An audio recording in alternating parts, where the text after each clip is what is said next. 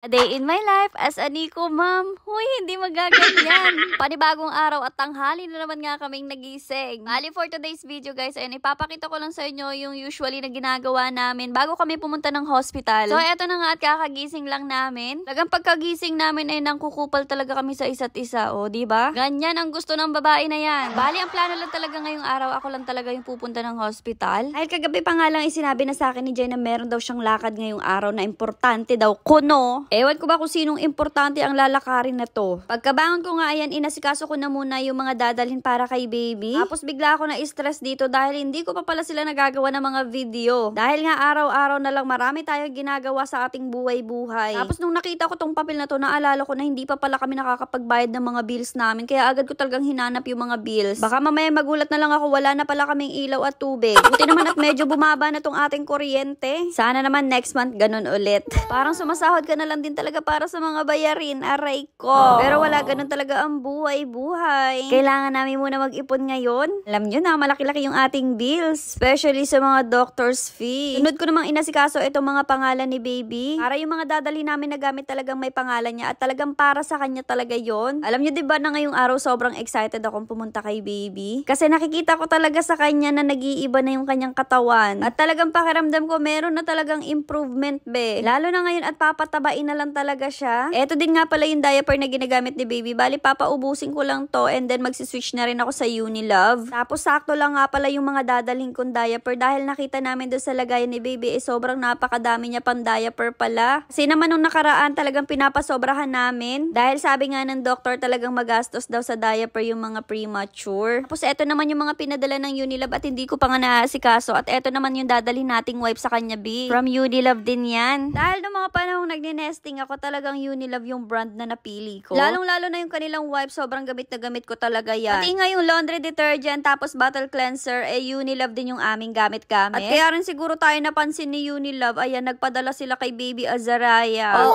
unahan ko na kayo ha, ilalagay ko na lang dyan sa comment section yung aking top and pants. Baka kasi mamaya may magtatanong na naman sa inyo, ate, saan mo po nabili yung top mo, ate? Saan mo po nabili yung jeans mo? Andyan na B sa comment section. Tapos eto nga, kumukuha ako ng products dito. From Beauty White Soap, Tender Yuzu Fine, Purple Toothpaste, and Whitening Baking Soda na toothpaste. Nilagay ko pa siya sa isang plastic kasi nga ipapamigay ko sana doon sa hospital. Kung sinong makita ko doon. Tapos ayan, kumain na rin nga pala kami ni Jai. Habang kumakain nga kami talagang paniwalang-paniwala niya ako. Nasabi niya ako lang daw muna yung pumunta kay baby dahil nga may gagawin siya. Pero mamalay-malayan ko, sumunod pala ang loko. Pinaalis lang talaga niya ako. Bali, pinatila ko lang din talaga yung ulan bago ako nag-book ng angkas. Nag-angkas na lang din talaga ako kasi ayoko nang mag-grab. Kasi feeling ko hindi ako makakaabot ng viewing dahil nga meron lang schedule yung pwedeng pagbisita sa hospital. O diba mas mabilis kapag ka nakamotor, ilang minuto lang nandito, nakaagad tayo sa hospital ni baby. Buti na lang din talaga hindi masyadong mahigpit yung nakabantay ngayon. I mean yung guard. Kaya nakapasok ka agad tayo. Dati nung naglalakad ako dito sa hallway na to, talagang kinakabahan ako. Pero ngayon ibang-iba na. Hindi na talaga kaba yung aking nararamdaman kundi excitement na. So fast forward ko na lang din nga guys, kakatapos lang namin ng viewing nito kay baby at inabot din kami ng mahigit ilang minuto doon sa loob. Hindi na rin nga kami masyadong tumagal kasi nga padededeen na daw si baby. After nga namin makalabas, eto na nga at binigyan kami ng reseta ni Doc. Nakakatuwa lang din talaga at yung reseta na binigay ni Doc ay hindi na para sa sakit, kundi vitamins na talaga para papatabain na lang talaga si baby. Kaya naman sobrang saya na naman namin. Kung sa iba maliit na achievement lang to, pero sa amin sobrang napakalaking achievement na ito bilang Nico parents. Basta kapag kami mga good news yung doctor sa amin, talagang sobrang saya namin ni Jai. Ay, hindi rin naging madali sa amin itong Jordy na to. Talagang grabe at sinubok talaga kami ni Lord. Pero thankful pa din kami dito sa mga pagsubok na dumaan sa amin dahil dito ay nagiging mas matatag kami. At isa din sa mga natutunan ko ay isurrender mo lahat-lahat kay Lord. Natutunan ko kung paano isuko ang lahat ng mga alalahanin sa buhay at ipagkatiwala mo sa kanya ng buong buo dahil alam ko siya yung kikilos para sa atin. Super thankful din talaga ako kay Lord despite sa lahat ng mga nangyari sa amin hindi niya talaga kami iniwan at binigo. Once again, thank you Lord.